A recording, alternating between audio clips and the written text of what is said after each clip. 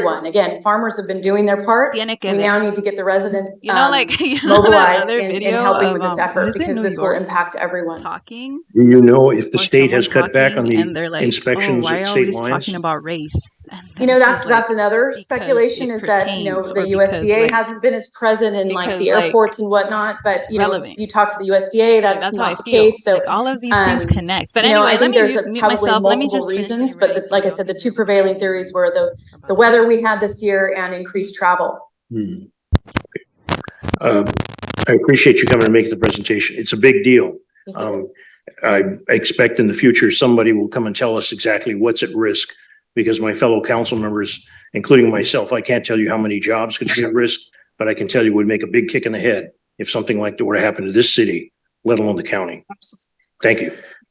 Carla, thank you so much, for the opportunity to be here today. This is really important for us, that for our people to understand what happens with the citrus psyllid, not only in English, but also in Spanish.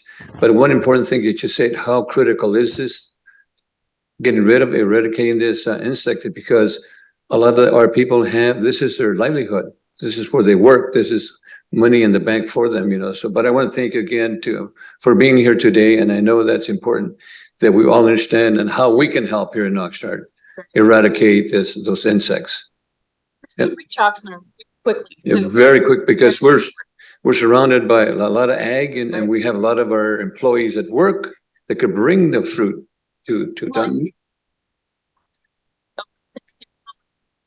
LA has a bunch of fruit fly quarantines going on right now too. They have Oriental fruit fly, they have med fly. And so, over Thanksgiving, you go visit grandma, she hands you a bag of persimmons. Yeah. No, grandma's in a quarantine zone. Bring those persimmons back. Now we've got a med fly quarantine. Now we've got an Oriental fruit fly quarantine. It's very important for people to understand, because people don't know if they're necessarily in a quarantine or not. We may be aware in Ventura County, but we go visit grandma, we don't know if she is. So I think the real message is don't move fruit. I just want to assure you that we're in good hands with the new ag commissioner, and congratulations, thank you so much. But I think Just a couple of more questions.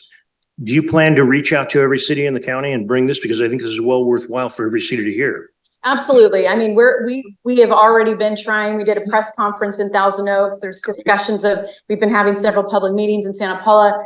And we're trying to, on our social media networks, trying to get the word out as much as possible. Our county PIO has done a great clip on HLB, if you get a chance to look at it. So we're doing, as much as we can, but obviously there's more we can do. And we're going to keep doing our best to get the word out. As as long as we have these issues going on, we're going to be working on our outreach. And one last question. I think I heard you right. The one edible product that we grow agricultural that this does not impact it is celery? Well, of our top 10. that's right. Top 10. Of our Okay. top 10. And Yeah. celery is what, top second or third, something like that. Strawberries is still number one. Okay. Of our top 10. Exactly right. Well, thank you again, Thank for you. being here, Yeah, and thank you, and happy holidays, and thank you so much for being here today in the Thank you. holiday season. Thank you. Thank you. Good luck. Thank you. All righty, thank you. And our next item that we have here is the opening ceremonies, and we'll have our Pledge of Allegiance, and then we'll go from there. Please join me in saluting our flag. I pledge allegiance to the flag. Yeah, that's not something I the really United care States of about. Sorry. And to the republic Sorry, not which sorry. is I really don't. one nation, under God, Care about the Pledge of indivisible, Allegiance. with liberty and justice. I don't really care to. And a moment of pledge silence for all the allegiance, unfortunate havoc that a we're having country that was across the built on world, stolen land. and also for But our that's folks just that me, though. You know what I that are mean? That's potentially in just harm's way. me. Moment of silence. Feel a little different. So I'm not done. I'm not done. I need to write one more thing. Thank you. So Okay, I'm sorry if our you're next gonna see item, me believe it or writing not, throughout this. Oh we my God, I have, think I'm gonna ladies talk. and Wait, gentlemen, hold on. we're gonna have a special guest from the North Pole. And we hopefully maybe that special person or guest is here nearby. And ladies and gentlemen, welcome to the city of Oxnard, Mr. Santa Claus. Oh my Join us here God, tonight never with a mind. few elves.